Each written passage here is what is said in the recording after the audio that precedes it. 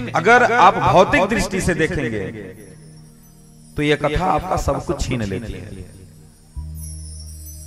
सब कुछ छीन लेती है यह कथा। आध्यात्मिक दृष्टि से देखेंगे तो यह कथा आपको सब कुछ दे देती है, सब कुछ आपको समर्पित कर देती है। आपका सब कुछ छीनने का मतलब है आपके मन की कामनाओं को छीन लेगी। क्योंकि इस संसार में हम लोग तो बहुत प्रयास करते हैं, हम लोग बहुत प्रयास करते हैं बहुत कुछ करने के लिए, और बहुत कुछ प्राप्त भी कर लेते हैं। न जाने दुनिया में कितने हम लोग यश को कमा लेते हैं, न जाने कितनी संपत्ति आती है चली जाती है, बहुत कुछ हम लोग कर लेते हैं, लेकिन हम लोगों की कामना नष्ट नहीं होती है।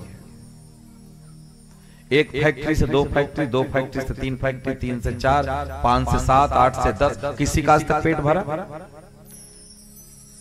एक तो मिर्जापुर में है तो एक तो बनारस में और कर लें, बनारस में हो गई, चलो अब दिल्ली में करते हैं, दिल्ली में हो गई, बंबई में करते हैं, बंबई में हो गई, ऑस्ट्रेलिया में कर लेते हैं, अब कहते हैं कि कर लो दुनिया मुट्ठी में। कभी रोटी खाने के लिए तरसते थे, आज 5-5 फैक्ट्री, 10-10 फैक्ट्री हो गई, फिर भी खाने के लिए तरसते हैं, फिर भी सर पे लोन। तो कथा ये हमारी क्या छीन लेती है? कथा हमारी तृष्णा को छीन लेती है। इस संसार में हमको दुख देने वाली केवल हमारी तृष्णा है, जो हमारी कामनाएं हैं वही हमको दुख दे रही हैं।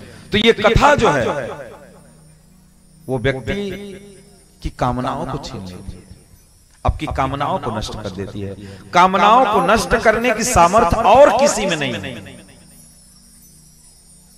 और किसी में नहीं है। आप चाहेंगे देवी देवताओं के पास चले जाएं, नहीं हो सकता है। आप किसी देवता की पूजा कर लीजिए, आपकी कामना बढ़ती चली जाएगी, घट नहीं सकती। किसी देवी की पूजा कर लीजिए, आपकी कामना बढ़ती चली जाएगी, घट नहीं सकती है।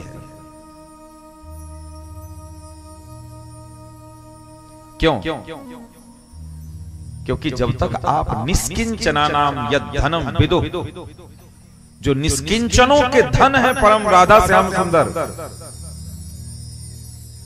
जिनके जीवन में कोई कामना नहीं, कहते हैं ना कि अब कोयले के खदान में चले जाएंगे तो आपको कालिक लगेगी, और अगर जो दीवार चूने से पेंट हुई है उसमें सट जाएंगे तो आपको चूना लग जाएगा, मिट्टी में लौटेंगे तो मिट्टी लग जाएगी। वैसे ही इस पूरे ब्रह्मांड में भगवान कृष्ण को छोड़ करके निवृत्त परायण कोई संसार में नहीं, न कोई देवी देवता है, न कोई मनुष्य। दो ही लोग इस संसार में निवृत्त हैं, निष्किंचन है, केवल दो लोग। वो कौन है? एक भगवान और एक भगवान के लाडले भक्त। भगवान और भगवान के भक्तों, भगवान के चरणों में जो व्यक्ति चला गया, केवल यही लोग। और ये केवल जाने वाला होता है। अगर निष्ठा से कोई व्यक्ति समर्पित हो जाए तो उसकी कामनाएं नष्ट हो जाती हैं। फिर उसके बाद इस संसार में कुछ भी आ जाए ना तो वो बहुत सुखी होता है, और इस संसार से सब कुछ चला जाए ना तो वो दुखी होता है।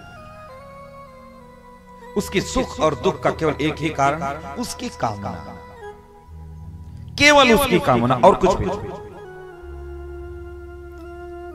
इसीलिए इस कथा के महात्म्य में सबसे पहला श्लोक बोलते हैं, सच्चिदानंद रूपाय विश्वोत्पत्त्यादिहेतवे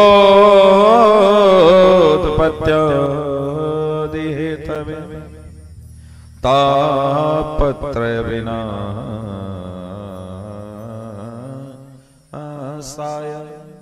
श्री कृष्णाय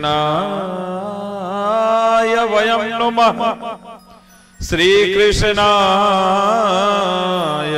वयं नमः।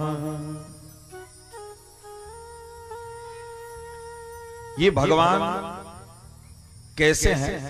सत्य हैं, चित हैं और आनंद है।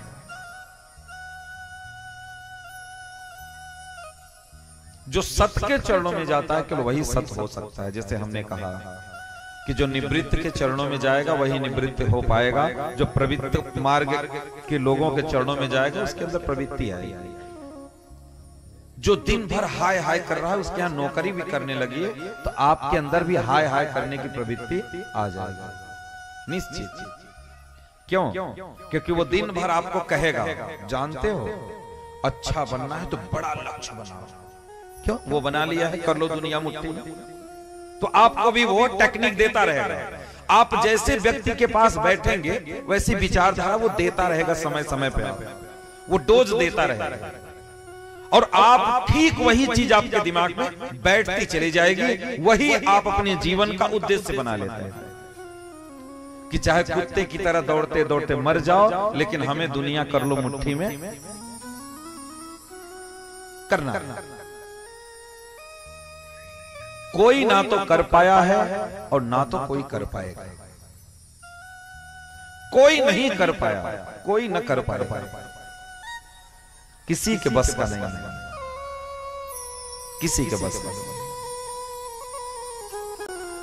इसलिए जब हम निवृत्त व्यक्ति के चरणों में समर्पित होते हैं तो हमारे अंदर निवृत्ति आती है। साधुओं के पास चले जाए, अरे दुनिया में कुछ भी नहीं है, कुछ भी नहीं दुनिया में, क्या करोगे दुनिया में लेकर?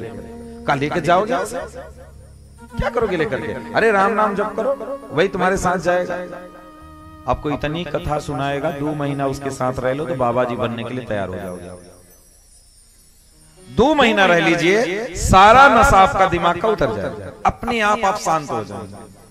आप उसको फील करने लगेंगे कि नहीं वास्तव में इस संसार में कुछ नहीं। एक कीड़ा होता है, आप लोग गांव कहीं देखे होंगे, वो अब हम तो पता नहीं, वो लाकर के दीवार में पकड़ कर उसको कैद करके उसको मट्टी से ढक देता है। आप देखे होंगे मिट्टी की दीवारों में प्राय होता है और सीमेंट की दीवार में भी वो पाया जाता है। कौन सा कीड़ा, मैं नाम भूल रहा हूं उसका। वो कीड़ा ऐसा होता है, कीड़े को पकड़ करके लाता है और दीवार में पकड़ करके उसको इतना मारता है, इतना मारता है कि मारते मारते उसकी जो चेतना होती है वो एक नष्ट हो जाती है, वो भूल जाता है। जो वो कहता है वही करते चिल्लाता रहता है, जो वो बोलता है। तो ये हमारा जो दिमाग है वो साधारण नहीं है, साधारण नहीं है।